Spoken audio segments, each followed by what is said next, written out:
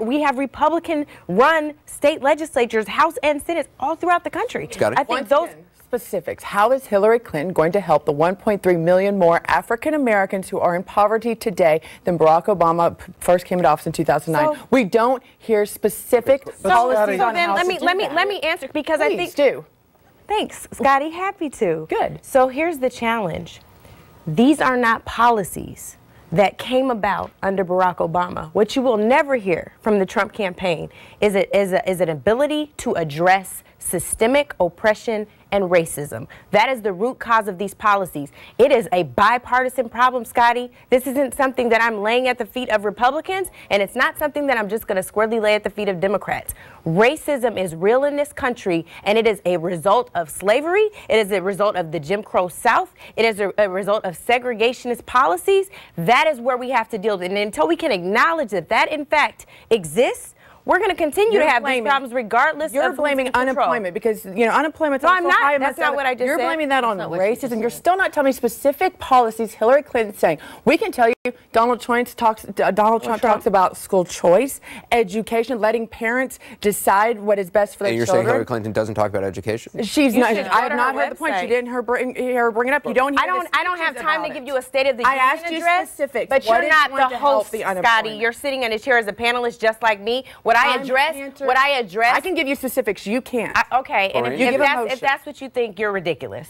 Has Hillary done that? Anderson, Absolutely. she's not been in the private sector. But there's other communities no besides just what you're talking. There's evangelicals. Right now, Hillary Clinton is trailing at 17% with evangelicals. Has Hillary reached out to the evangelicals around this country? We need to correct the record just briefly. Jesse Jackson wrote a scathing op-ed today about Donald Trump. Today? Yes, because when there's politics involved, when there's actually involved. But you know what? This is somebody. But hold on, because you guys like to compare Donald Trump to Martin Luther King. This was someone who was right alongside Martin Luther King the day that he got shot. So it actually is really important. You should read the op-ed before you talk about the politics of it, because the policies are also included in right now. We've seen it isn't just about politics. On black Republican Trump supporters because discounted them. Because I don't know who they are. They have no credibility in my community. I can't hear anything. This happens. Yeah.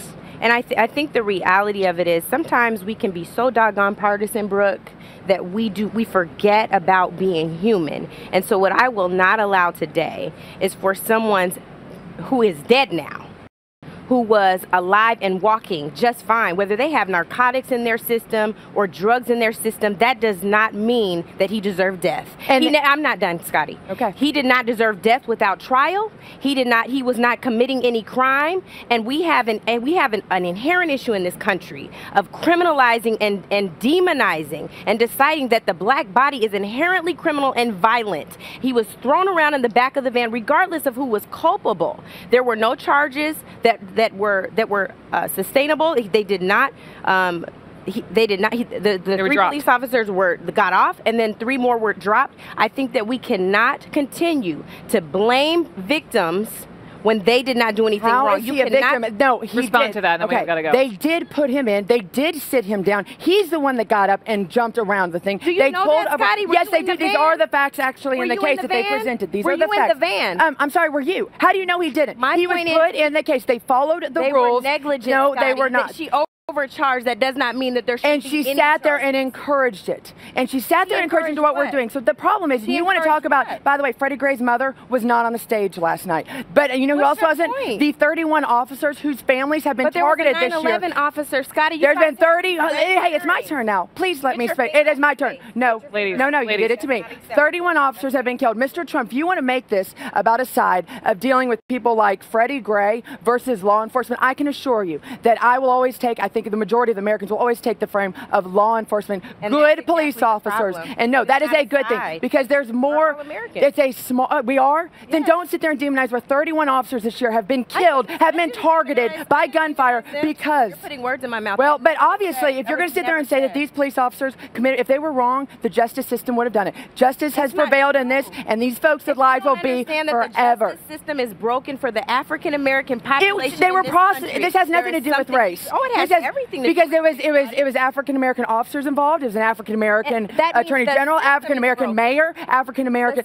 You cannot claim race on this. It doesn't work. Claiming race. You just did. You brought it into it. What I'm telling you is the system is broken. Justice worked in this. And our city, that city rioted based off the words, the inflaming words. There was no the reason why the city rioted is because that was the last straw for them. For so many of us, we have cousins, brothers, sisters who have been beaten violently by law enforcement officers, bad actors. And when you continually see this happen, at some time your spirit just breaks. And that is what you and almost every single case, those officers have been exonerated. And yet we've had time and time when bad officers have been called out, they've been prosecuted, like what we saw in Walter Scott. Unions you all will protect is the Fraternal Order of Police. Because police officers protect us. In Dallas, when everybody else was running away, the law enforcement was running in. You cannot sit there and continue this assault on law enforcement. That's not what I'm doing. You're lying. No, that's what you are. Okay. She did not leak. Time out, Don. Because I'm going to defend. We're talking about Donna Brazile. I'm not mentioning her name. I'm going to say her name. We're talking about Donna Brazile, someone who has blazed a trail for many of us and busted the doors wide open. We're talking about. I'm not done. I am not finished, Scottie. I'm